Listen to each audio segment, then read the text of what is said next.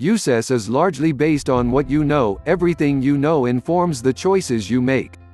And those choices are either getting you closer to what you want or increasing the distance between you and your ultimate goals in life.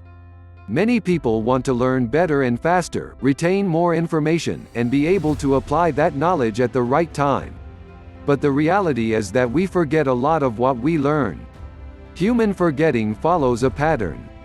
In fact, research shows that within just 1 hour, if nothing is done with new information, most people will have forgotten about 50% of what they learned.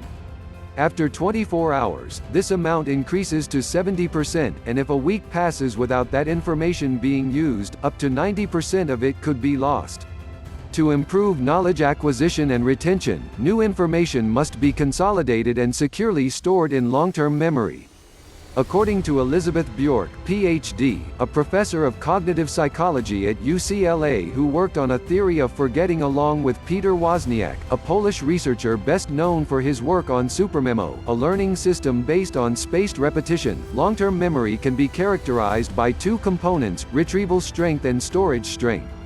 Retrieval strength measures how likely you are to recall something right now, or how close it is to the surface of your mind. Storage strength measures how deeply the memory is rooted. Research shows that within just 1 hour, if nothing is done with new information, most people will have forgotten about 50% of what they learned. If we want our learning to stick, we have to do more than just aim to read a book every week or passively listen to an audiobook or podcast. Instead, reread chapters you didn't comprehend the first time, write down or practice what you learned the previous week before continuing to the next chapter or lesson, or take notes, if that works for you. If you are struggling to remember, refer to the information. By forcing yourself to remember past information, you're cementing the new knowledge in your mind. Research indicates that when a memory is first recorded in the brain, specifically in the hippocampus, it's still fragile and easily forgotten. Our brains are constantly recording information on a temporary basis to separate vital information from the clutter: scraps of conversations you hear on your way to work, things you see, what the person in front of you was wearing, discussions at work, etc. The brain dumps everything that doesn't come up again in the recent future as soon as possible to make way for new information. If you want to remember or use new information in the future, you have to deliberately work on storing it in your long-term memory. This process is called encoding, imprinting information into the brain. Without proper encoding, there is nothing to store, and attempts to retrieve the memory later will fail. In the late 19th century, Hermann Ebbinghaus, a psychologist, was the first to systematically tackle the analysis of memory. His forgetting curve, which explains the decline of memory retention in time, contributed to the field of memory science by recording how the brain stores information. Ebbinghaus once said, "With any considerable number of repetitions, a suitable distribution of them over a space of time is decidedly more advantageous than the massing of them at a single time."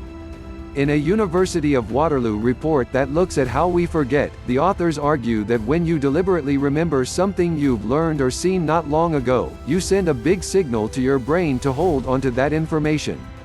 They explain, when the same thing is repeated, your brain says, "Oh, there it is again, I better keep that."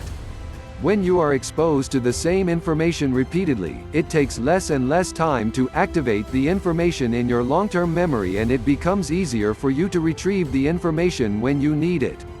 Most lifelong learning will inevitably involve some reading and listening, but by using a variety of techniques to commit new knowledge to memory, you will cement new information quicker and better. Spaced repetition. One method is spaced repetition, repeating intake of what you are trying to retain over a period of time.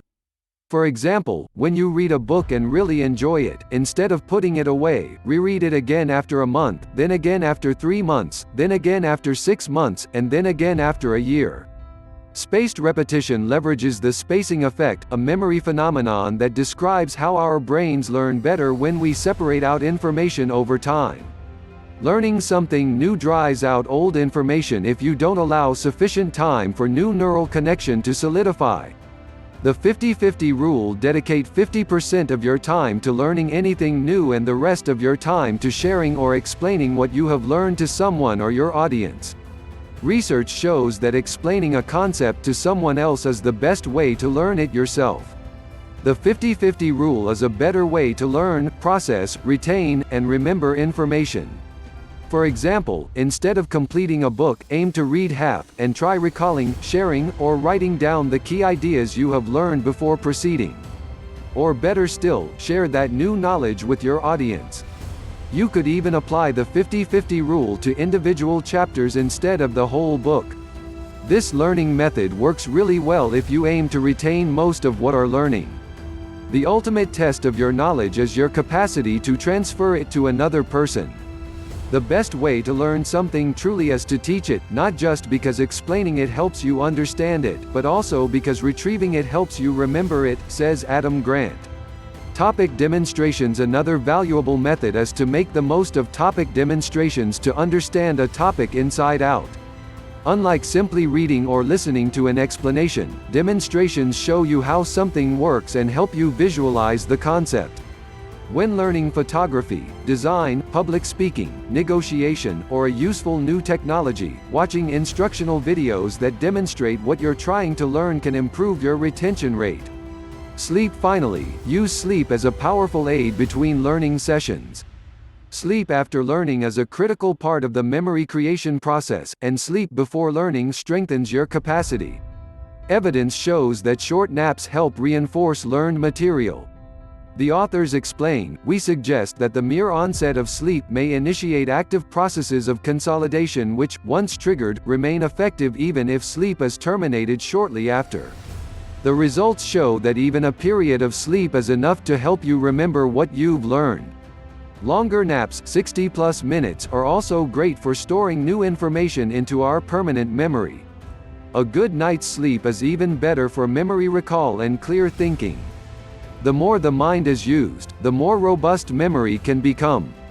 Taking control of information storage will not only help you retain new bits of information but also reinforce and refine the knowledge you already have.